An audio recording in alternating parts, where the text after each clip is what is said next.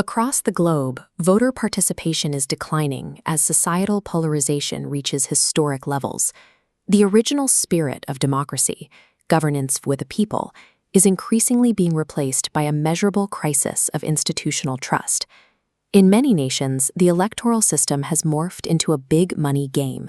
When campaign entry requires massive financial investment, wealth becomes the primary filter for candidacy. This creates the constrained voter.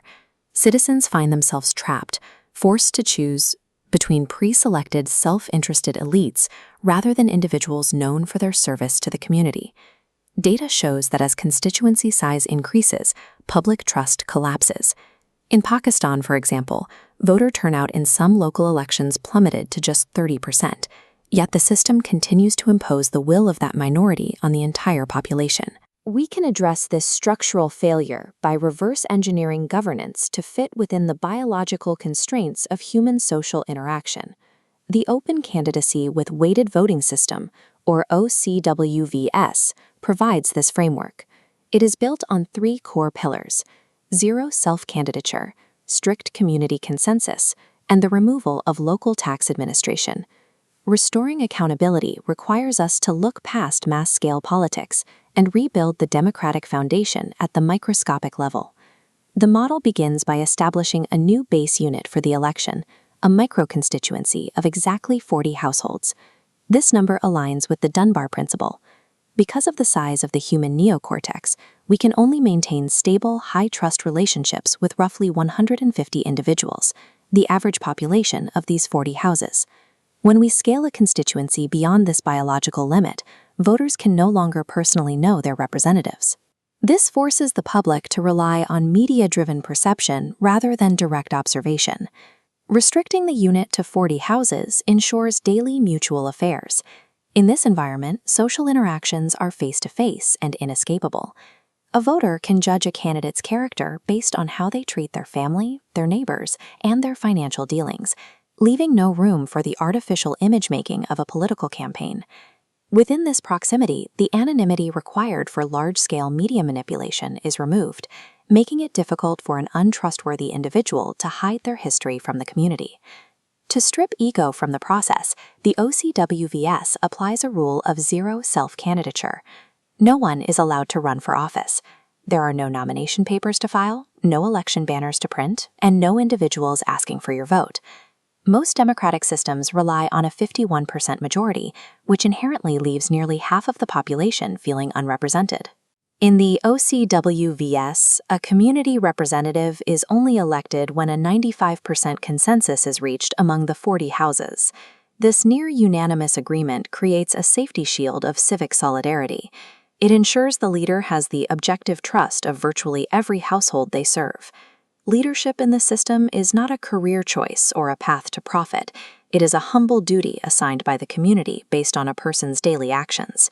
The framework also reevaluates the one person, one vote axiom.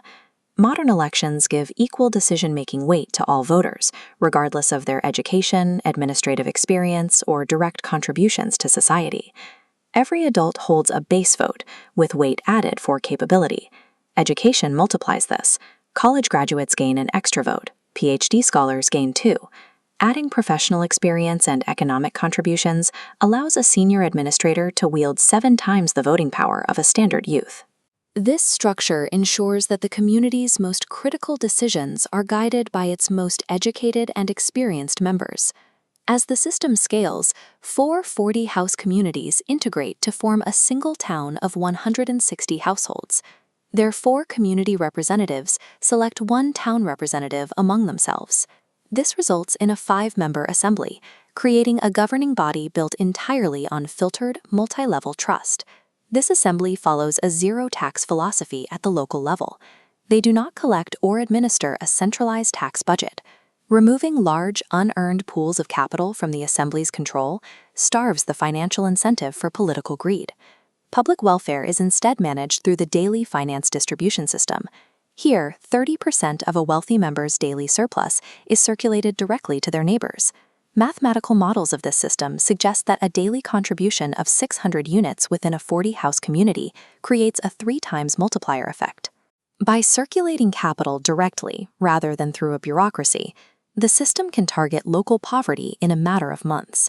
Free from the burden of tax administration, the Assembly can focus exclusively on pure services, resolving local disputes, organizing the community, and ensuring local security. The final fatal flaw of the current democratic model is the term limit, a chronological trap that protects politicians once they are in power. Voters are often forced to endure years of ineffective or corrupt leadership because they lack a mechanism for immediate removal.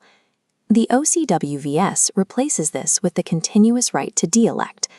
Because the constituency is small and there are no campaign investments to protect, the voters retain total authority. If a representative stops serving the community's interests, the 40 households can revoke their 95% consensus on any day. The representative is instantly returned to civilian status. This constant possibility of removal creates a structural incentive for representatives to prioritize service and maintain the high ethical standards required by their neighbors. This is not just a theory. Universities can pilot this framework by designating 40 house communities within campus housing to collect empirical data on voter satisfaction and conflict resolution. By aligning governance with biological trust and verified capability, the OCWVS provides a blueprint for a service-oriented political structure built from the community level up.